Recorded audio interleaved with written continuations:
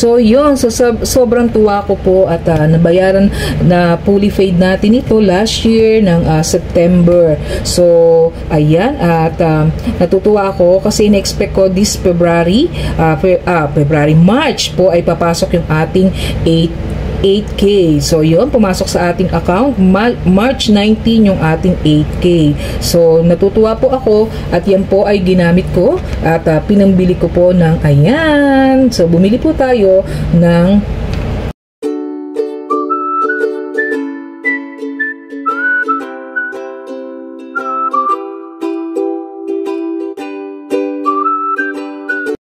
Hi guys! Welcome po ulit sa aking channel. This Lynn Malakay po. Simplify Happiness. Simpleng buhay. Buhay na walang arte. Less stress. Join guys sa aking simpleng vlog for today. Sa magandang buhay po sa ating lahat.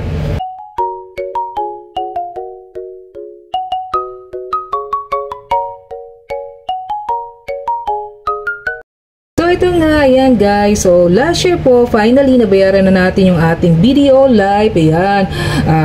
Secure Money 8 Secure Plus. So, yan yung ating life insurance. So, kinuha ko ito 8 years ago. So, 45 years old po ako ito nung aking kinuha. So, yan. So, every 2 years po, nakakakuha tayo ng 8K.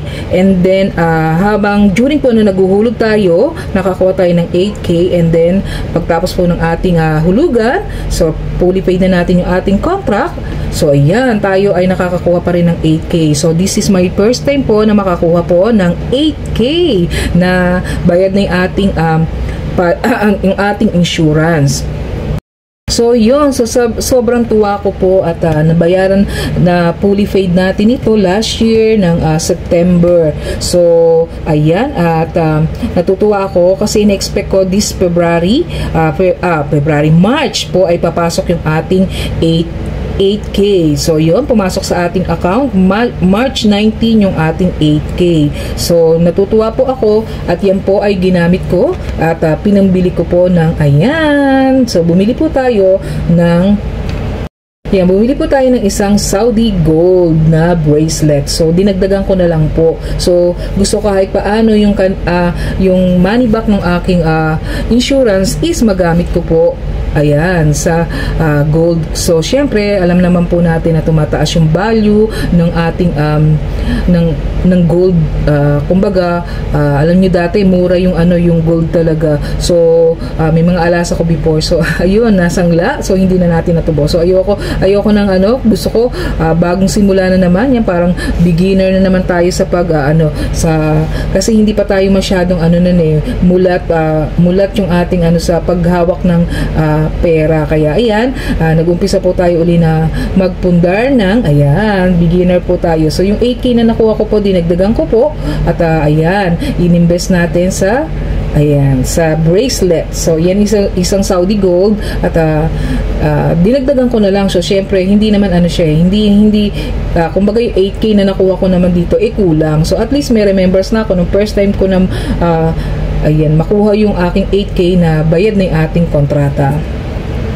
Ayan na, tapos na yung ating policy, yung ating insurance. Kaya ayan, every 2 years may enjoy na natin yung 8K na makukuha natin dito sa ating life insurance. So, hindi po ako financial advisor, but sinishare ko lang sa inyo na ayan nga, makakakuha tayo dito every 2 years ng money back natin na 8K kahit natapos na yung ating kahit tapos na during the time na naguhulog ako, and then ayun, kahit tapos na yung ating paghuhulog, ayan, meron po tayong 8K na makukuha dito sa ating life insurance Money 8 Secure Plus.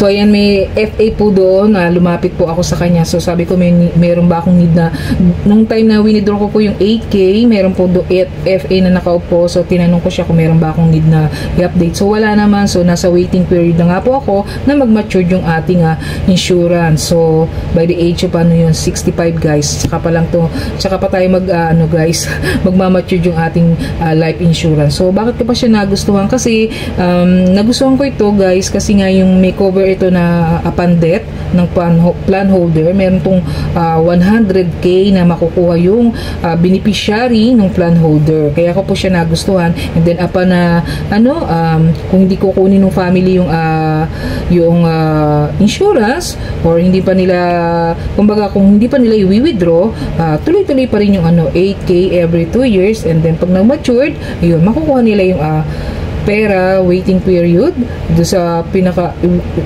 inano nila ng maturity, winate nila, makukuha nila yung total amount na kumagkano na do sa policy contract nitong ating life insurance. So yan, gusto ko lang i-share sa inyo na ayan, binili natin ng kumbaga iipon ako uli para pag dumating uli yung 2 years, bibili po uli natin siya ng ibang naman alahas, hoping na makaipon tayo, kasi alam nyo guys, ang hirap talaga ng buhay ngayon. Isa sa talaga dati talaga kumbaga yung alahas naman makakatulong naman sa pangangailangan mo yan. So kaysa sa ibang tao ka mangutang, edi yun na lang isang lamo, di ba? Hindi ka pa maichichismis, maichichika. So magandang investment po yung alahas na kumbaga kung may pera ka lang, ito yung ilalagay natin sa alahas, yung mga perang hindi natin gagamitin muna. Why? Kasi baka naman matukso tayo kapag nangailangan tayo kaagad-agad na bumili, after natin bumili ng alahas, masangla naman ito. So yan, pag-uusapan naman natin sa susunod kong vlog kung saan ko ba ito binili itong ating alahas. So yan, sa mga gustong magpundar ng alahas. So yan, I'm so happy and thankful lang na buo at natapos na natin itong ating BDO Life Insurance. So yan, again po, hindi po ako financial advisor. Na-share ko lang sa inyo na this is my first time na makakuha ng 8k na tapos na yung ating hulugan. So yan, thank you for watching guys.